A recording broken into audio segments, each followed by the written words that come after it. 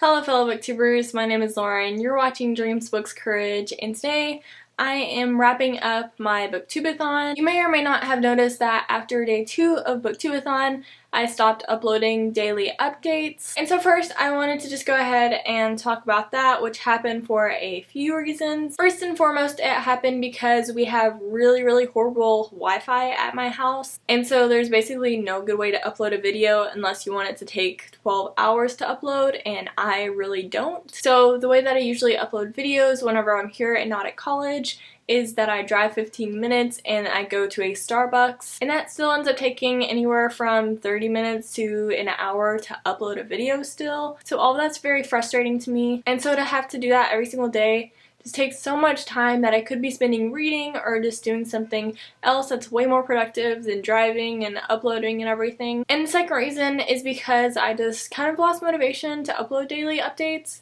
I don't know what it was. It might just be that I just wasn't too into the challenges this year, or I was just having more fun on the reading side of things.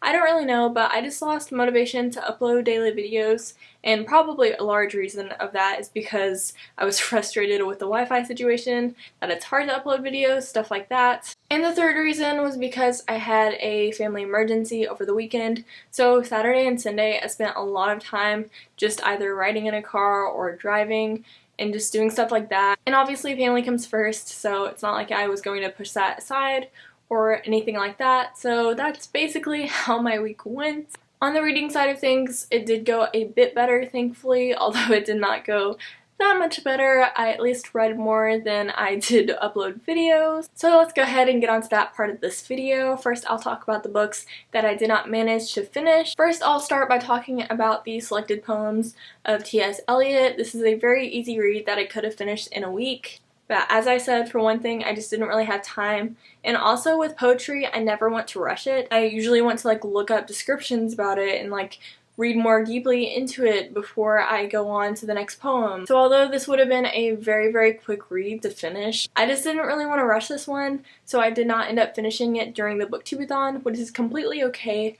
I'd rather just take my time and enjoy this collection instead of just rushing it. I'm pretty sure I read a total of 71 pages of this during the BookTube-A-Thon, which is more than halfway through this, and I'm definitely going to be finishing this by the end of the month, so you'll see it in my July wrap-up video. But I just wasn't able to finish this, and that's completely fine for me. I am enjoying this. It's just kind of a roller coaster of, will I like this poem? Will I not like it? Will I understand it at all? Some of T.S. Eliot's poetry is kind of difficult to understand, and I have had to look at SparkNotes quite a few times to understand it more, but I do really enjoy T.S. Eliot's writing style and his poetry. I'm just not really a big fan of poetry at the first place, but I do enjoy T.S. Eliot especially, and I am taking a poetry class this fall, so I'm hoping that'll really help me to understand poetry and all the different forms of it more.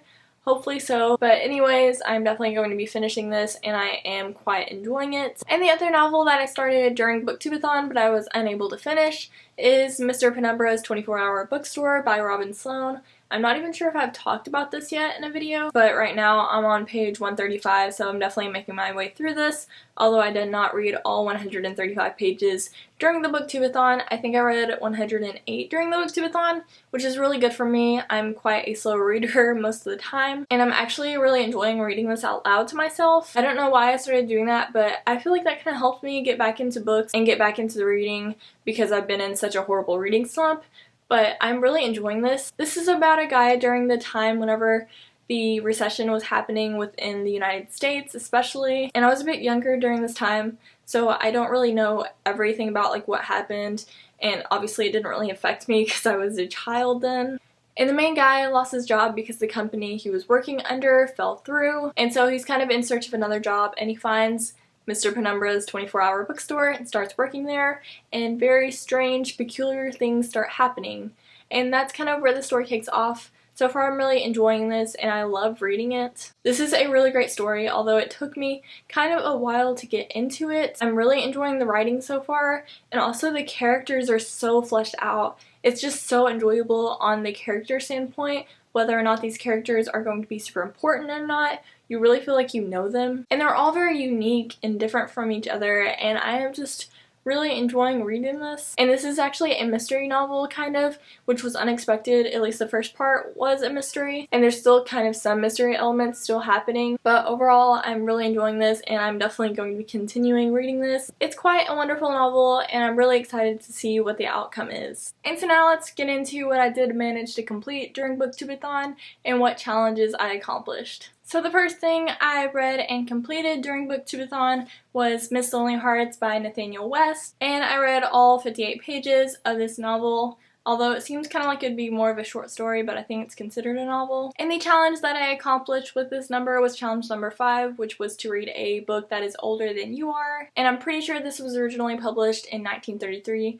so it's quite significantly older than I am. I had a great time reading this. I forgot how much I enjoy Nathaniel West's writing style. It's kind of a hard writing style to explain because it's very unique and interesting. It reminds me a lot of F. Scott Fitzgerald's writing style, except his is more realistic and kind of violent. It's kind of like an unexpected violence, but after you read it, you're like, huh, that was actually quite a violent novel, even though it takes place in a mostly mundane society. This was quite different from the other novel that I've read by Nathaniel West, which is The Day of the Locust. That novel takes place in the Los Angeles, Hollywood area, and this takes place in New York City, and those two places are completely different from each other from personal experience, and I'm sure they were quite different from each other even during this time period. This is about a journalist who gets stuck with a horrible job as an advice columnist, and this man is actually Miss Lonely Hearts. At this time period, women writers were on the rise, but they still weren't prominent within journalism, so I felt like that was a very interesting perspective on things. Being someone who's currently trying to earn a journalism major, this novel is about kind of the ways in which this man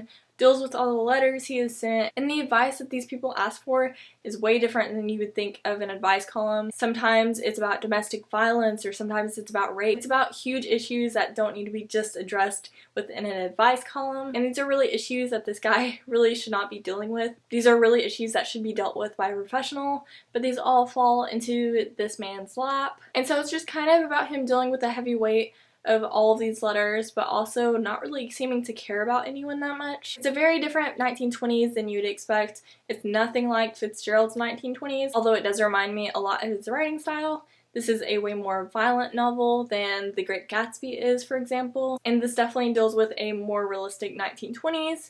You usually think of like speakeasies and parties and all these amazing things, but that's really only like half of what the 1920s consisted of. There's also a lot of rape and sexism and racism and all these other horrible things going on within this time period, and I love that Nathaniel West addressed this, and that he addressed it within the time period in which it was taking place. A lot of times I feel like we don't realize how close our society is to the 20s. Even though it's been about 100 years since these things took place, a lot of society still has not changed, and that's kind of a horrible thing, but in some ways it's also a good thing. I think that this novel really makes you think about things in a different way, and really whenever I read anything by Nathaniel West, it always leaves me thinking about it for a long time. Like, a lot of times I still think about The Day of the Locust by him, just because he has such an interesting writing style and perspective. And overall, he's just such a great writer, so I would definitely recommend you pick him up if you want kind of an easier classic, because I feel like these are easy to get into and they're very relevant to today, so you can kind of relate to them. But just be warned that Nathaniel West has a very violent writing style. To me, I liked The Day of the Locust a little bit more than Miss Lonely Hearts, but I really enjoyed both of them, and I ended up giving Miss Lonely Hearts a 4.5. And the other novel that I managed to finish within the BookTube-A-Thon was It's Not Summer Without You by Jenny Han, which is the sequel to The Summer I Turned Pretty. And I read this one on audiobook through Audible. This novel completed a couple challenges. First, it completed the first challenge, which was to read a book with yellow on the cover. As you can see there, Jenny Han's name is obviously in yellow. And it also completed challenge number 3, which was to read a book that you discovered through BookTube. I discovered this whole trilogy and basically Jenny Han in general through BookTube, so I'm very thankful for that. And it also completed challenge number 4, which was to read a book by one of your favorite authors. I love Jenny Han's writing, and she is one of my favorite authors. I loved the duology of To All the Boys I Loved Before, and I read/listened to all of this book during BookTube-A-Thon, which was a total of 277 pages. It's kind of hard to talk about this book without spoiling the first book, but the first book, The Summer I Turned Pretty, was about a girl named Isabel who goes by the nickname of Belly, and every year her mom and her brother and herself go to this beach house with her mom's best friend and her two boys who are about the same age as Belly and her brother. And Belly is hopelessly in love with one of those boys named Conrad. And The Summer I Turned Pretty is just basically about her being completely obsessed with this boy and just chasing after him like she's done her entire life. And this novel is quite the same in that respect, although it's different in a lot of other ways. This is definitely a more somber novel, and it's kind of dealing with the events that happen at the end of the first book. I definitely like this novel quite a bit better than the first one. For one thing, Belly is a bit more mature, although this novel still seems quite a bit juvenile and immature, and she still is dealing with a lot of the same issues, and she's just gone through things that should have made her just a bit more mature. I'm not expecting like a complete character change, but just a little bit mature, and it doesn't really seem like any of that happened, which was kind of annoying. She still made some pretty ridiculous choices at times, although I did enjoy the end game of this novel, although of course I don't know what's going to happen in the third one. She might make completely different choices and ruin everything, but who knows, I'll just have to start that novel. I feel like you could really see Jenny Han's writing style improve within this novel, because by this time Jenny Han has had 2 books under her belt, and this is the third one that she wrote. So you can definitely see quite a significant improvement in her writing style, and I feel like that definitely helped to get me more immersed into this book and the characters. Jenny Han wrote some really amazing characters within the To All the Boys I Loved Before duology, and so I was really expecting that same character development level within The Summer I Turned Pretty, and I was just kind of sad because I wasn't connected to any of the characters. But I feel like I just have to join her on her writing journey and understand that she just wasn't as developed as an author at that point in time, but you can definitely see her level of improvement throughout this novel. And I did really enjoy this novel, and my ship sailed, and I was so happy. I just hope it doesn't sink within the third book. But I was just so happy at the end of this book. I was like cheering them on, and I just cannot explain to you how genuinely happy I was at what happened towards the ending of this novel. It just made everything great, and I feel like it definitely raised my rating up for this novel. I definitely feel like the third book could be a 5-star book. This one for me was a 4.5 star. I feel like I rated the first one 4 stars, so it's definitely getting up there. It's so close to being 5 stars, and I'm just very excited about the final book of this trilogy. I really love this, and the writing style is definitely improving, which is why it got such a good rating, but I'm still just kind of annoyed with some issues of it, especially with Belly's immaturity, and just it's still kind of a juvenile writing style, so I'm hoping that continues to improve within the final book. But overall, I'm very happy that I read it and happy with all the challenges that it accomplished for me. So with all the stuff that I went through during the week of BookTube-A-Thon and everything, I still managed to complete a total of 514 pages, so I am quite happy with the end result. This is the least amount of books that I've read within BookTube-A-Thon, which is kind of a little bit sad, but I still managed to read quite a lot of pages, and I still managed to accomplish 5 challenges, so that's really awesome to me, and I'm quite happy with what I managed to accomplish. And more than anything for me, this BookTube-A-Thon was all about just getting out of my reading slump and loving reading again, and that's exactly what happened. And so I'm so thankful for BookTube-A-Thon and Ariel Bissett for just helping me to get out of this reading slump, whether or not they know it. I am so ready to just get back into the reading game and catch up on all my reading. Of course, I will be continuing on with the 2 books that I started within BookTube-A-Thon, so definitely watch my July wrap-up video whenever it comes out to see what I thought on those books. Thank you all so much for watching this video. I really hope that you enjoyed it. Please let me know down below if you would like to see a series review of the Summer I Turned Pretty trilogy, because I'd really love to do one, because I just have so many thoughts so far on these novels, but I don't want to spoil anyone within this video. So tell me down below if you'd like to see that video, and I would also love to know how much you managed to accomplish within the BookTube-A-Thon. Thank you all so much for watching, and now I'm gonna go get back to reading.